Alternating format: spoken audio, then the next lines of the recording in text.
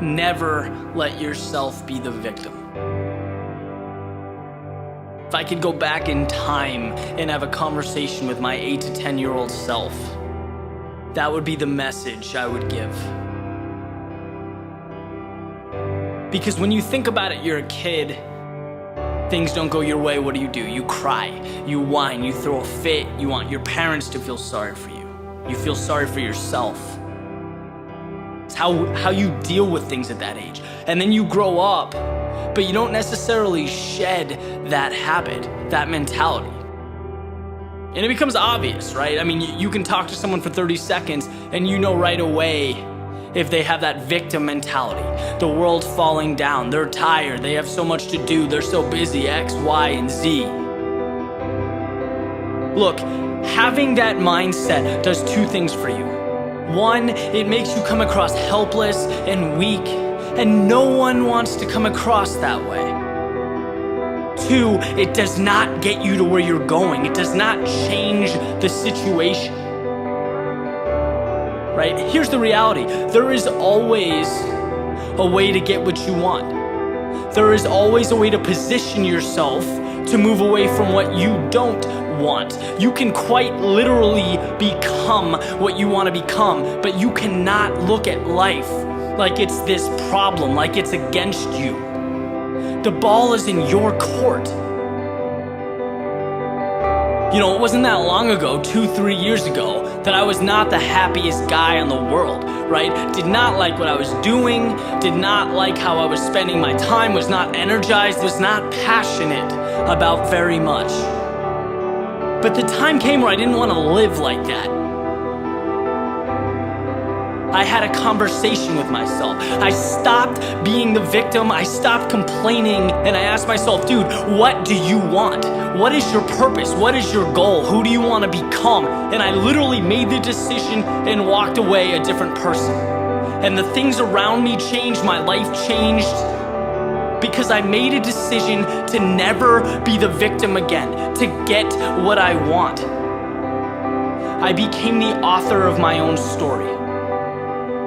And you realize just how simple it is to transform your situation.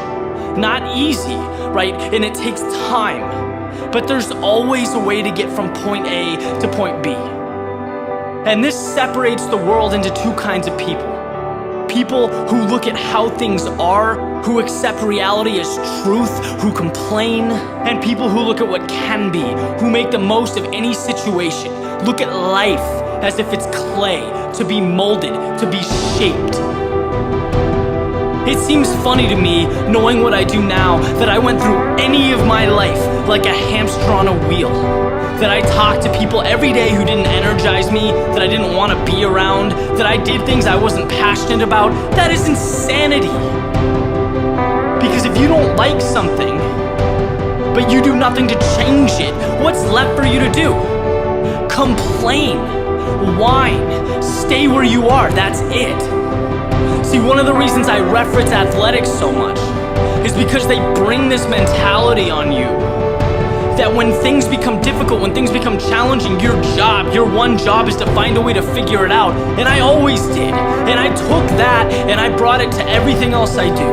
And now it's eye-opening to see people achieving success, financial freedom, these things everyone wants, and know that the difference between them and everyone else is that they felt like they deserved it.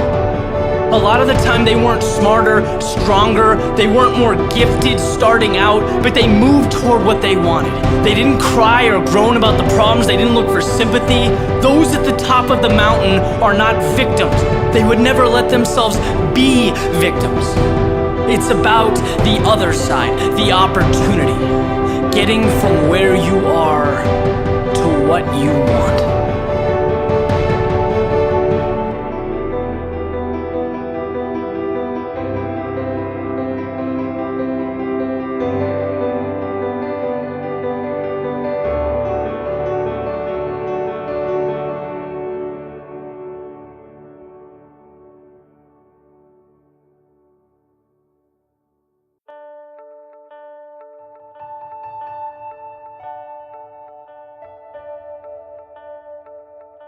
When I was a little bit younger, My grandfather would make a point to pull me aside every so often and say, "Eddie, you are stronger than you think you are." And at the time, it didn't really resonate with me, right? I kind of smiled, acted appreciative, and moved on.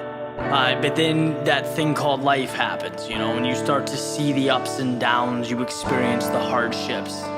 And no one's there to tell you how to act or how to handle it.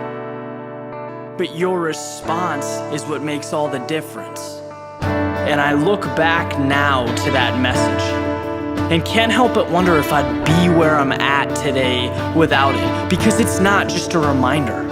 It's not something that goes on a sticky note and hangs on a wall. It's so much more. It's the reason that I can navigate through change, through loss. The reason I don't fear failure. See, nothing ever happened that I couldn't get through.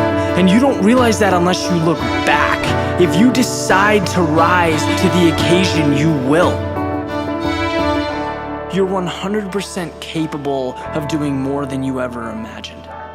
Reality is a narrative, and you are always stronger than you think you are.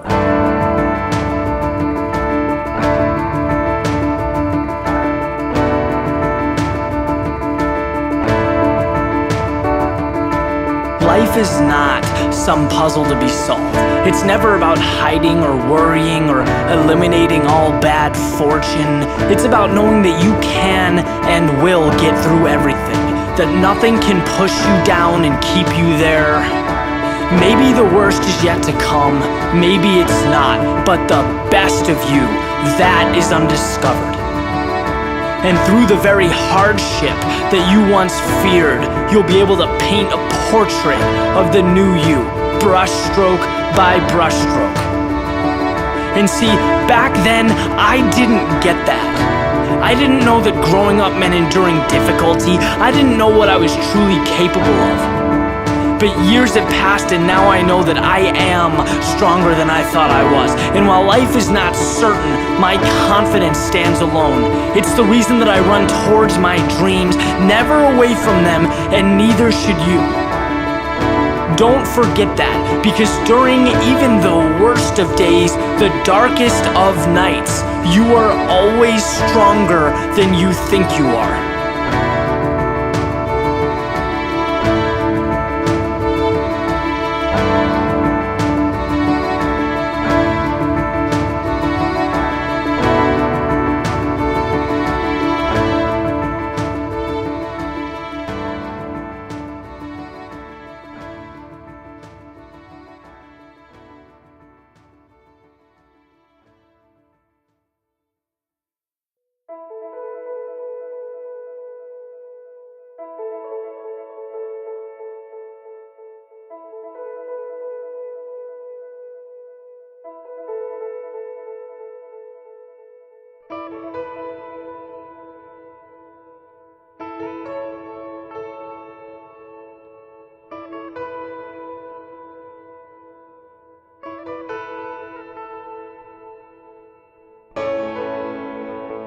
You had a vision to build something that they've never seen before. But they gave it one look and called it insanity. You worked hour after hour for little reward. They watched from a distance and deemed it irrational.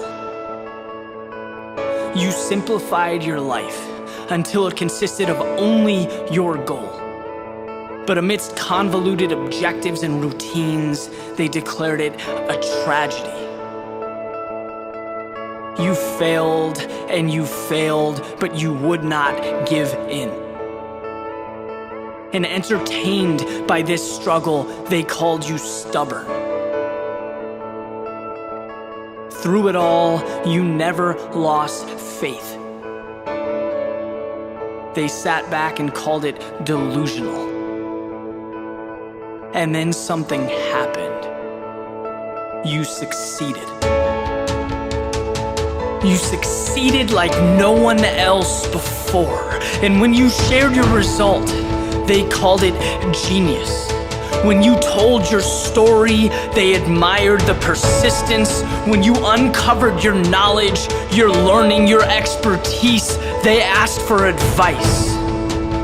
See, you provided a blueprint, yet few people follow.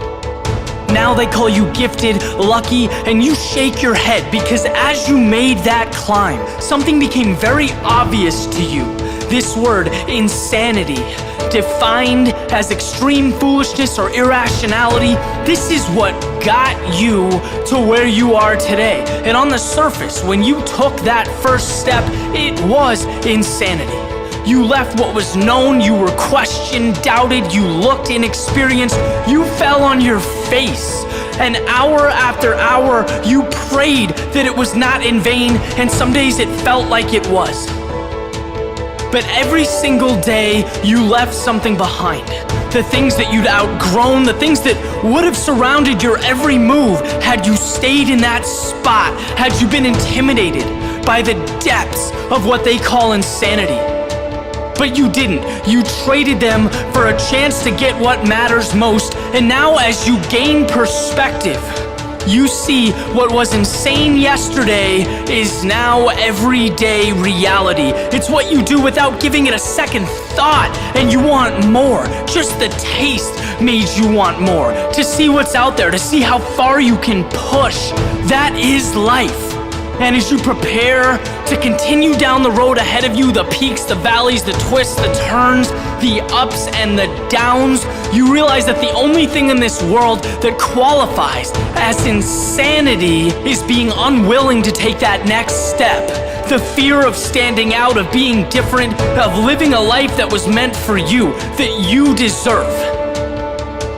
Because to disregard that opportunity, oh, the insanity.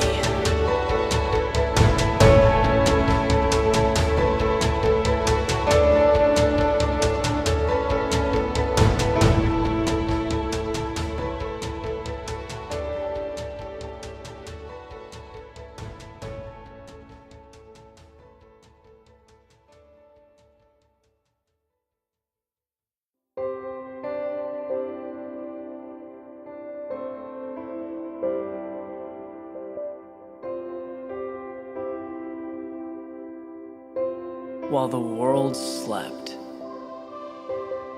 I stayed awake. I guess I couldn't bear to close my eyes and drift off into a dream, knowing that as soon as they opened, it would end. I sat up, I put my goals and aspirations into the backpack next to my bed, threw it over my shoulder, and I left. Destination unknown. But I was armed with the belief that opportunities exist wherever you bring them to life. So while the world slept, I stayed awake. There comes a point when dreaming takes the form of an adversary. I didn't want to wake up and see the discrepancy between fantasy and reality. I didn't want to be associated with wishing or hoping or crossed fingers. See, the beauty of life is that it always provides the necessary pieces to put your puzzle together so long as your eyes remain open. So while the world slept, I stayed awake. As the mind lays dormant, so does opportunity. As the ideal life remains imaginary, so does the action needed to build it. The best way to find answers is simply to look for them. A folded up map hidden away in your desk, it suggests a million possibilities. Proposes an endless journey, but until you grab it, open your door and step outside, it will never truly take you there. I wanted to feel the wind on my face, the sand on my feet, and even the most adventurous souls in the world don't have time to see everything, to experience it all. Time is the most precious of commodities. So while the world slept, I stayed awake.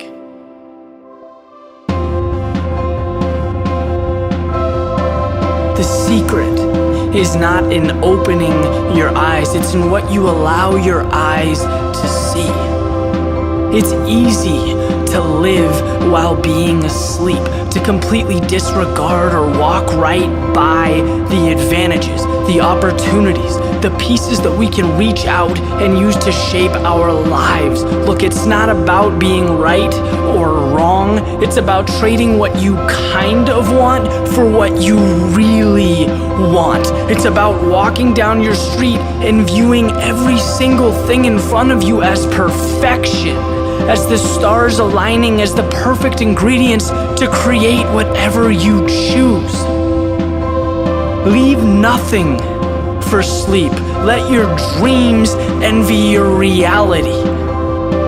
And while the rest of the world sleeps, I dare you to stay awake. I dare you to get everything you've ever wanted.